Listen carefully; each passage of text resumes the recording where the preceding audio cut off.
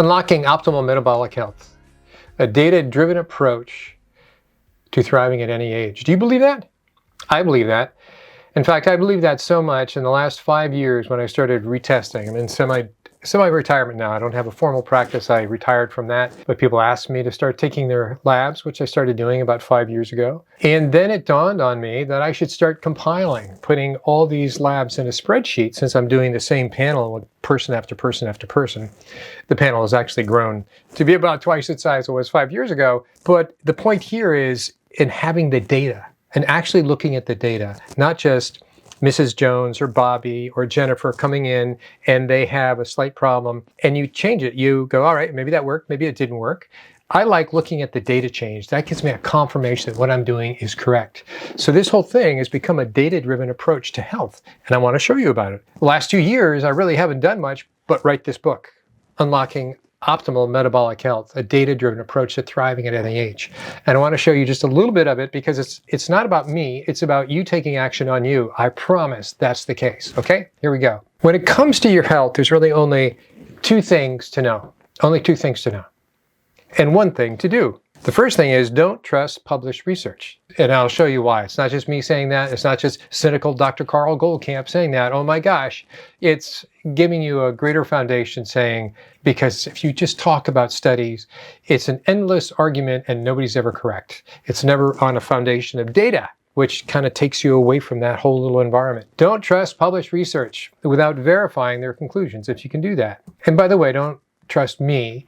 Let's go to Dr. Marcia Angel, and she was the chief editor for the New England Journal of Medicine for over 20 years. She is the one that my dad actually had a couple articles that went through her, and she's and her people who work for her, and they would change a lot of things in terms of making sure it worked out. So she was tough. And here's a comment from her. Let me give you a little background. She's an MD, so she's a doctor. She focused in pathology. She was the first woman to serve as the editor-in-chief of the New England Journal of Medicine. And this is what her summary is. She's written a book about it, and I'll show you in a second. It is simply no longer possible to believe much of the clinical research that is published. No longer possible to believe much of the clinical research that is published, or to rely on the judgment of trusted physicians or authoritative medical guidelines. I take no pleasure in this conclusion, which I reached slowly and reluctantly over my 2 decades as editor of the New England Journal of Medicine. There also is another person, don't know his name, he was the editor of the British Journal of Medicine. He had the same conclusion, wrote his own book and so on. But I would really suggest you read that book, and that book is right here. Came out in 2004. She's now 86. She was about 65 when she finished writing this. So it's the truth about drug companies, how they deceive us, so big pharma, how they deceive us, and what to do about it. This is really, really, really important. And I say this from a naturopathic perspective because I find so many people came into my practice and they really had the mentality of, oh, I'm just going to get the safer pill, but you're going to give me a pill, right? And the idea for 80% of them wasn't about what they could do for themselves that they were doing incorrectly or unaware that they were doing to themselves. It wasn't that, what effort they could take. It was like, what are you going to give me that's safer than the guy across the street? That's not much of a perspective change. And so I'm encouraging you to have a perspective change just to go through this brief video, okay? All right, so the second thing is there are only 2 groups of people in the world. Or you could say there's only 2 types of people in the world. They're either insulin resistant or they are not insulin resistant. I can guarantee it. I can go right down the world population and you're going to be left or you're going to be right, meaning insulin resistance or non-insulin resistance. I'm going to go into that a little bit, and I think you should know about you and which one that is, because if you know that, it gives you something that you can work on that's going to completely change your life. I kid you not. Okay? So 2 groups of people in the world, metabolically speaking, and it's a big, big deal. Everybody uses that word. Oh, my health, my health, my health. What is it? What's it really all about? I believe this is after at least 16 years of clinical, meaning in medical practice, day to day, hour to hour, seeing people across the desk, doing exams, a lot of blood work. It really is They're either insulin resistant people, but how do we know they're insulin resistant? We use a thing called HOMA-IR, which is simply a number. And I've done a number of videos, check the library on that and what that is. I'll give you a brief review on it, but basically IR people, insulin resistant people, or non-IR, non-insulin resistant people. And it comes down to having a HOMA-IR number below 1.4, you're good. You're non-insulin resistant. You're metabolically healthy. Above 1.4, you're not metabolically healthy. And it starts going up faster and faster and faster, and you get worse and worse and worse. And so all these other things, in the end, is diabetes, but it's circulatory problems, it's heart problems, it's autoimmune issues. All these things come out of this tree of insulin resistance. You really need to check in on yourself each year, and I'll show you how to do that very cheaply. And I'm just encouraging you to be aware of you. All right, so here's an example. HOMA-IR, homeostatic model of assessment for insulin resistance, okay? HOMA-IR. You can go to this link right here. It's the easy way to do it. There's a whole formula and so on, but basically you need fasting glucose and fasting insulin. You plug them in, and I just use arbitrary numbers. Somebody who I knew at one point, if you're from non-United States, like the rest of the world, and you're into the metric system, you just toggle this back here and you get it into the metric system, and this is for pounds. So it doesn't matter where you are in the world, you can use this link. It's very helpful. Plug in your fasting insulin and fasting glucose that you did at the same time, not 2 different days, same time, and you get your number. This person was 22, which is a pretty, 21.2, a pretty high insulin number. But if you were just looking at glucose, you say, that's a great glucose number. And that's what most doctors do. They don't do insulin. They look at glucose. So this person is insulin resistant, and the doctor would have said, you're doing great. 87, fasting glucose, you're wonderful. Ma'am, Judy, whoever your name is. And that would be incorrect. And that would be, in my view, malpractice. I'm not the only one that thinks that way. And the one thing to do is get your basic labs done regularly. There you go. Cat's out of the bag. That's the punchline. I'm going to take you through an example of why you want to do this, and I'm going to show you what it's going to cost. And let me give you a spoiler alert. This is like way under $50 for all of that I'm going to be talking about. I'm just suggesting. So we're going to go through a lipid panel. A lipid panel is this. LDL cholesterol, if you want to be real specific, is LDL-C, meaning concentration, but we're calling it LDL, total cholesterol, triglycerides, and HDL. We're going to see that 4 or 5 times, but I'm going to break it down into insulin resistant people over here, the red. So this is your HOMA-IR. HOMA-IR is 0. Over here it's 30. Anybody over 1.4 over this line, right? Anybody over here is insulin resistance. Way down here, they're full-on diabetic, and they're probably on medications, and they have a tough row to hoe, but they're probably being given bad advice as well. So off to the right, insulin resistance. To the left, non-insulin resistance. We're looking at HOMA-IR. And what is this up over here? These are numbers. These are your corresponding milligrams per deciliter number of your, here we go, your green right here. I try to label it. Total cholesterol is in green, LDL is in blue, and your HDL is in beige, and your triglycerides in red. So what we're saying is people who are non-insulin resistant and gradually becoming, and those compared to those who are a little low end of insulin resistance, the higher end insulin resistance, the full on insulin resistance. What does their lipid panel look like? So what we find is the more insulin resistant you are, the lower is going to be your cholesterol. And your doctors are going to go, wonderful. Kind of an example I just gave you. They're going to go, that's great. You got good glucose, and your total cholesterol is supposed to be under 200, which is a crock. But anyway, you can get it under 200 if you really are approaching diabetes. Your total cholesterol is going to be under 200, and you're going to get an attaboy or an attagirl. And then LDL, likewise, is going to be low. And so, but your HDL drops perhaps even to too low. But what zooms up that they don't really want to talk about is triglycerides. Your triglycerides go through the roof. And to the point that when I've done some blood draws on people who are diabetic, not only that, they have a clotting problem, so you have to stay with them for a while. You will actually see the vial of blood, it's supposed to look red, is pink because it has so much triglyceride. There also is a condition called familial hypertriglyceridemia. That's out there. It's rare. It's not so rare you can't talk about it. But I've never had that. It's just I was amazed how many triglycerides would actually change the color of not from red to almost pink, closer to white even. So there you go. It's all about insulin resistance.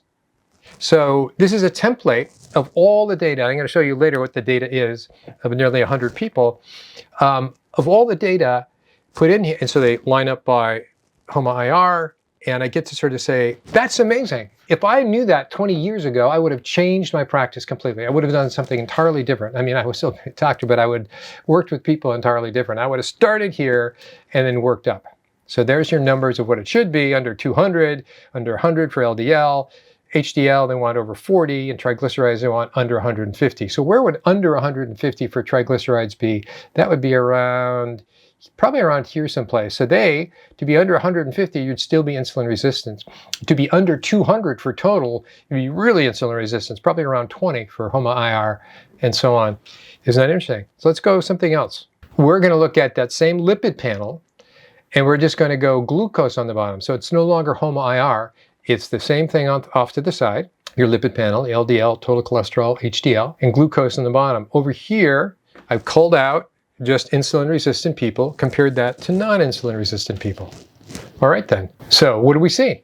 Well, this kind of looks like the graph we just saw, isn't it? It's like as their fasting glucose goes higher and higher, their HDL goes down, their total cholesterol goes down, and your LDL. So that's pretty much it's pretty much looking at, insulin-resistant people, high HOMA-IR people. Pretty much the same picture, slightly different, but not by much. Now we move over to non-insulin-resistant people. What are we going to expect? Well, that their glucose is going to be obviously a lot lower. It's going to be within the normal range, but their insulin is going to be a lot lower. I mean, we'll get to that in a second. So what are we seeing is that, well, their glucose doesn't go to 210. It just, here we go, 100, call it 110, 100 points lower.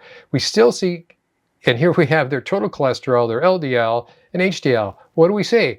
It's going in the opposite direction. They're all going incredibly up. Look at the angle for total cholesterol. So compare that total cholesterol to this total cholesterol. Opposite directions. Opposite directions. Okay, what about the triglycerides? Zoomingly up, right? Just arcs right off the page. Yet, with non-insulin resistance, the triglycerides are going down. Triglycerides are going down as their glucose is going up, still within normal range. All of this is within normal range. Isn't that amazing?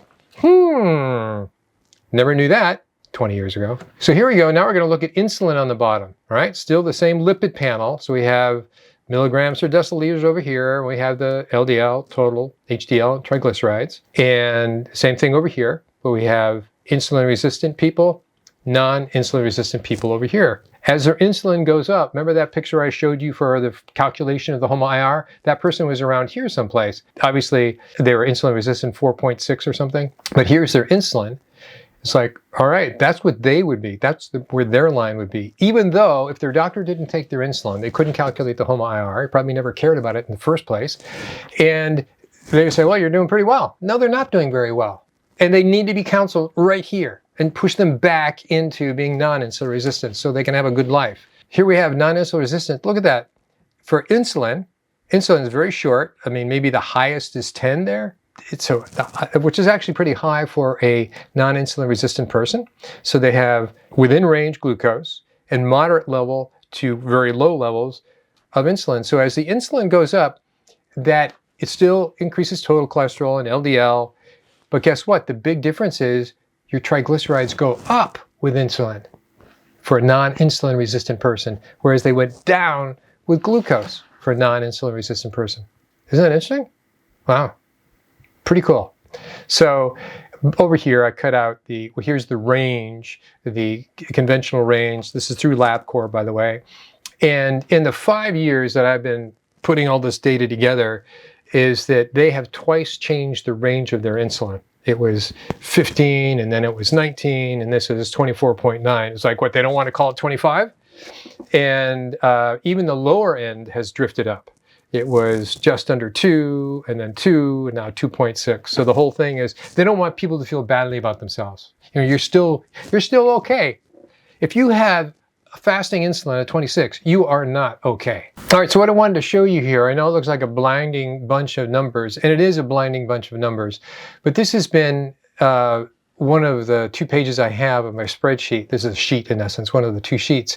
And I've expanded this panel. It's now up almost a $850 panel But what I've done is that, here it is. Here's all the labs across the top. So there's a lot of correlation. And I'm just showing you that when I say data, I really mean data. And this never occurred to me while I was practicing. I didn't have time to do it, and now it's such a gift for any doctor. I would convince them to go do it, hire somebody to throw all their labs in there, have a generic. So what we have is off to the left down here are little numbers that, the people I've seen. So we have people on the sides, and then we have their labs all across the top. They're all done, all the same panel, and it's expanded over the 5 years.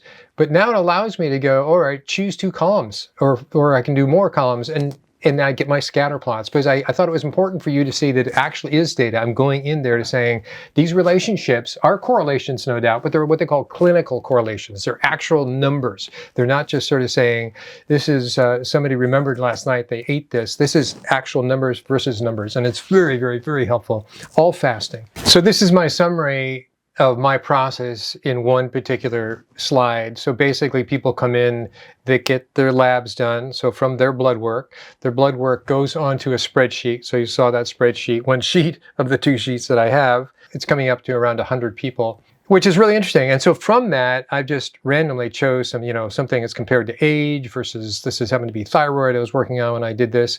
So here you go, from the people to raw data. So they have to go get their labs. Then they get to I get that information, put it in a spreadsheet. Spreadsheet's calculated by the scatter plots, and this goes back a ways. But this is my process, and I think it's important to know that it really has to do with data, and it's absolutely fascinating. So now we're back into looking at the lipid panel, right? These 4 things. And now we can compare it to glucagon. So glucagon, we're not going to get into a physiology class, but glucagon is kind of the opposite of insulin. That is the idea that if you fast or you're stressed, your glucagon comes up, and it is very fascinating. But I'm just saying, here's a number. It's the idea that when glucagon is released from stress and also from high protein diets, for instance, it goes to the liver, and it wakes up the liver to break up the glycogen. So they call it glycogen lysis.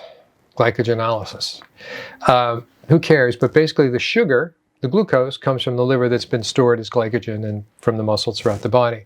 So it gives us a number which is insanely high, but that's the LabCorp number, from 13 to 160, we'll call it. They're afraid to go 160. No, it's 159. So here's glucagon in insulin-resistant people. So insulin-resistant people, glucagon on the bottom. So this is their fasting glucagon. So they came in and everything's fasting. So they're fasting glucagon. What we found is those who had the highest glucagon, 160, versus those who had the lowest, who were insulin resistant. So we have 160 versus 20. That's an amazing spread. That's pretty much the spread that they have there. I said 160 to 159. What we see is there's not a big change, but there is a slight increase. So glucagon increases glucose, right? So we're assuming. And we find LDL goes up a little bit, triglycerides are flat, and HDL goes up a little bit. So you go, well, that's not so bad. It really is kind of minor. So now let's look at that pattern. We're looking at pattern comparisons to the non-insulin resistant people. So for the non-insulin resistant people, their glucagon, for one, doesn't get as high. It got to, we're going to guesstimate it here at about 110. So they're like 50 points lower. But it also starts lower, so that's right around 5, I'd say, certainly 10, under 10. So what do we see? Actually, when their glucagon increases as a non-insulin resistant person, HOMA-IR under 1.4, their LDL goes down. You go, wait a minute, their glucagon goes up and their LDL goes down, their HDL goes down, and their triglycerides pretty much flat. Slight increase, but pretty much flat. Wow, so you look at the 2, they have different patterns. So they're absolutely different patterns. So you go, so is health really about glucagon? We're trying to tease it out. Let's go to the next one. Maybe it's about age. So what do older people do versus younger people? So when you look at age, it's pretty interesting. So luckily I've had an age span from 15 to 80 that have taken this humongous panel. And it's been very helpful. In essence, because they did that and had trust with me, it got built on a foundation of these relationships and looking for these patterns. So these patterns at a glance, and so I do, by the way, all these dotted lines are obviously insulin resistant. That's why I do this little serrated thing. But you can't say it changes. So you can't pretend this is like a 15-year-old person, we followed them for 65 years. No, what you have to say is those who are older have this level of whatever it is we're measuring. So why do I say it that way? Because what it means is, and the way I'm interpreting it, is that in order for them to survive to age 80, collectively, for my collective data, they have a number of older people, they had to have healthy levels. So you say, well, were these the healthy levels that everybody should have had all their life? That's kind of unanswerable, unless you had plenty of people at 15 and 20 and so on and so forth. But what I can say is those who are older had higher levels of these particular things. So in this case, with a lipid panel, as those who are older, look at this. So those who are older versus those who are younger had basically I'm throwing it out there, 120 versus 320. All right, I was about to say 200. They had a 200-point difference from being older to being younger on total cholesterol. They had a, what do we call this, 75 versus 218. That's 150 higher points from a younger person to an older person. So how I interpret that? I interpret that is we all need higher cholesterol. I think it's a slam dunk. Higher cholesterol is far healthier than lower cholesterol. And the whole message about low cholesterol is strictly marketing and strictly a pharmaceutical lie that has been kept in the medical system since the 1950s, since Ansel Keys and all of that. Not to go into that, I did videos on that before, but this sort of shows those who live longer have higher cholesterol. And this is of the insulin resistant people. Okay, what about the non-insulin resistant people as they got older? Oh my gosh, it's pretty much the same graph. All their cholesterol gets higher as they get older. So for an older non-insulin resistant person has higher cholesterol. Total LDL, HDL, probably the bigger difference is this is a higher HDL as non-insulin resistance, and their triglycerides are a lot lower. So triglycerides go down are lower in an older person. Omega-6-3 ratio, we hear that. I've been hearing that for the last, since I was in med school in the 90s, so that makes it 25, 35, 40 years. I hate saying that. Okay, so what do we get? You know, here's omega-6, omega-3. We always say, hey, get your seed oils down, right? I'm not going to go into that. I went into that on plenty of other videos. But we're just looking at the omega-6. I find it very fascinating to break down the components thereof, and I've done that in other videos as well. Right now, we're just looking at the omega-6. Since we hear so much about it, you need to get your omega-6 ratio down. So what's the ratio? Supposedly, we lived in a 1-to-1 ratio pre-10,000 years ago, what they call pre-Neolithic time, hunter-gatherer. Could be. And that a 3-to-1 ratio is a good thing to have. Basically, what that means is we came from an ocean-eating lifestyle. Fish, but ocean eating. Everything came from the ocean. Everything was high in omega-3s. Higher in DHA than EPA, but depending on what you ate, you know, there you go. That was our ancestry for hundreds of thousands of years. We only got into grains maybe 10,000 years ago. People argue even less. So for the hundreds of thousands of years, I go at least back 400,000, we have the oldest fossil that was found as a skull was nearly 400,000 years ago. People guesstimate that it goes back a couple million years, and I would argue that is the case. What is it? Is our health about omega-6-3 ratio and being out of balance? You know, we should get our 1-to-1 balance. Let's see where that comes in. Okay, so we have is your omega-6-3 ratio on the bottom here. Here's 3 to 18. That means you have 3 times more omega-6 than you have omega-3. We have insulin-resistant people over here, IR people. We have non-IR people over here. So we set up, so what are we going to say? Just with insulin resistance, the higher the omega-3 ratio, the worse you are, right? Bad ratio. The worse your ratio is, the higher will be your triglycerides, and it will drop down. So it looks like a bad profile, right? Like everything else. Glucose, drop down your cholesterol and increase your triglycerides, and your omega-6-3 ratio is doing the same thing. What about for non-insulin resistant people? That's pretty much the same profile, but a little more acute. The angle is steeper. It really drops down. So if you have too much omega-6, omega-3. So what about the, you know, let's look over here. I don't have anybody actually has, this is a trend by the way, I don't have anybody to say, hey, what does it look like at 3? I have some individuals, but they didn't make it into the trend average here. So we go down to maybe 4. Clearly they have a lot higher cholesterol with a better ratio, right? They have a lot higher total cholesterol, a lot higher LDL, a lot higher HDL, and a lot lower triglycerides.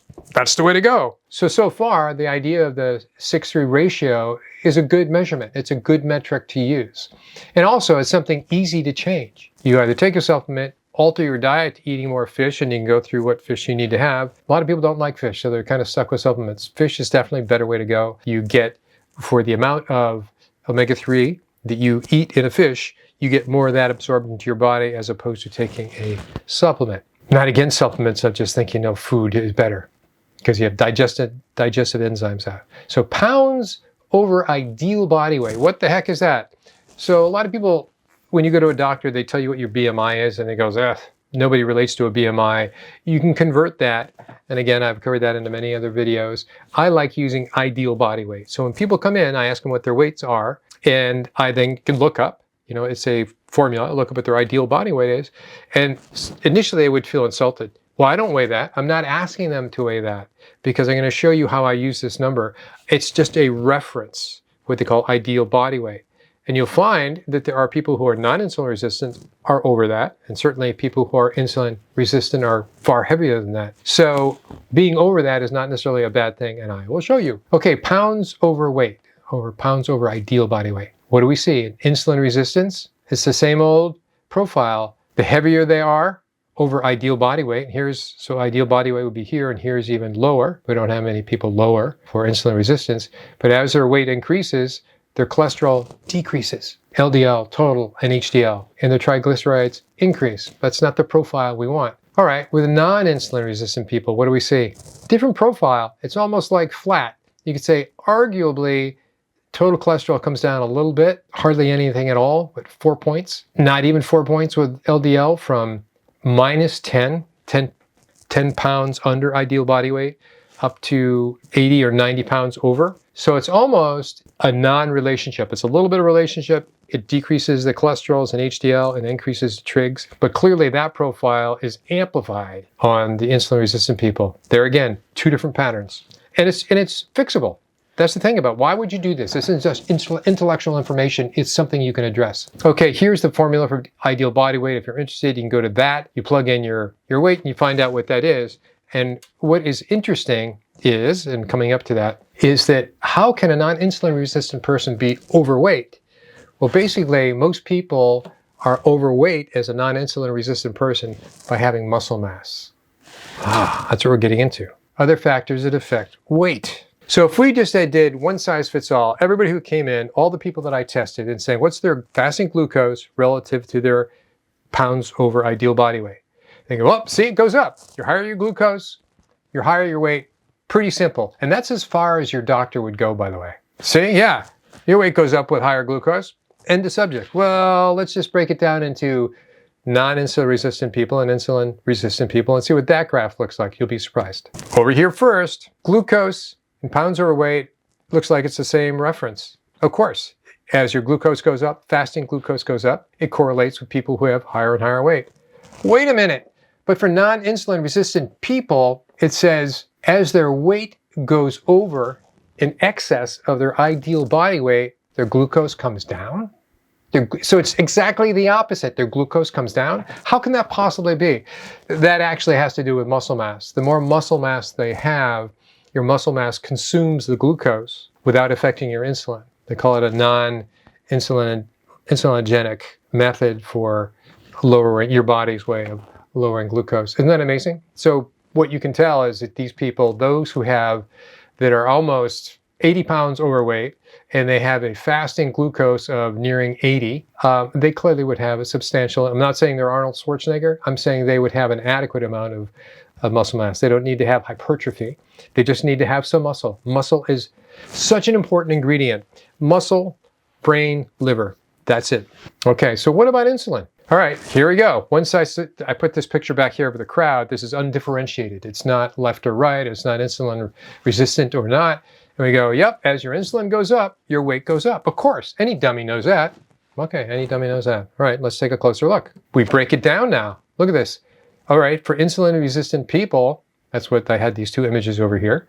For your insulin resistant people, yes, as their insulin goes up, or their weight will go up. It's about packing away all that fat, right? All right, well, wait a minute. But for non-insulin resistant people, there is no difference.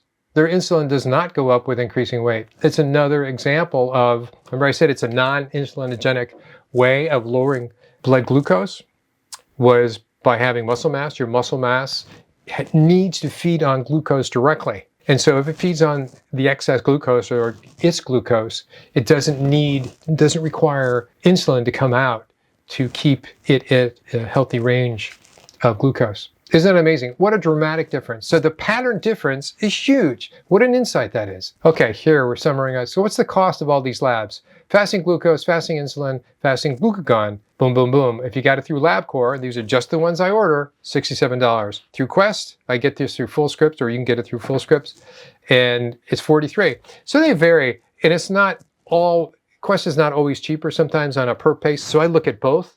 But for the people who first come to me, it all goes through LabCorp because I need to have the minimal of differences, right? So if it's done at the same place, at least there'll be less difference. But for the smaller labs, when I need to follow up, I'll probably do a Quest. So you need to believe that the Calgary is not coming for you. So if you're getting, oh, I have one problem or another problem, and I'll get the right doctor or somebody, maybe that will help. But the Calvary is not coming to help you. You need to believe that. So I mean, it's on you. It is up to you entirely to start getting involved. I don't mean like, oh, take the weight of the world on your shoulders. Not at all. Take a little piece of yourself and start learning about yourself, because ultimately it is your responsibility to take care of you. And so this is my suggestion to get started with these labs. Okay, so now you have a choice. You can wait until the wheels come off your car and you have a crisis and you crawl out in the middle of the road, like I did 12 years ago when I went through my health crisis. I had to figure it out. And obviously it's a bonus now, but it wasn't a bonus then. Or two, you can take action and get your labs done. If you want to hear our story in detail, see the Gold Camp story, it's on YouTube. I'm now doing everything on Rumble first because YouTube highly censors us, especially me, less so my wife. So I hope you take action on yourself. And I want to end with this. I am so focused on the data-driven aspect is that I spent the last 2 years writing this book, Unlocking Optimal Metabolic Health, a data-driven approach to thriving at any age. Obviously, it has to do, I look at labs, I look at diets, I look at CGM, continual glucose monitor, ketones, and so on. They're all part of it. I find it incredibly fascinating, but useful and actionable. Having this big block of data allows me to compare somebody's smaller plan and to see what they need to do to make some changes, starting small. So after working on nearly 100 clients, and after doing, I'm verging on 8,000 scatter plots from that data, I wrote a book about what I discovered. I hope you'll read it. I hope you'll buy it. I'll put the links in the show notes. Till next time. So if this is something that you're interested in, that is a topic that I obviously go deeper in terms of labs, in terms of how to do it, in terms of why you would want to do it, various topics, as you've seen that I've done in the past, then please let me know below in a comment. Till then.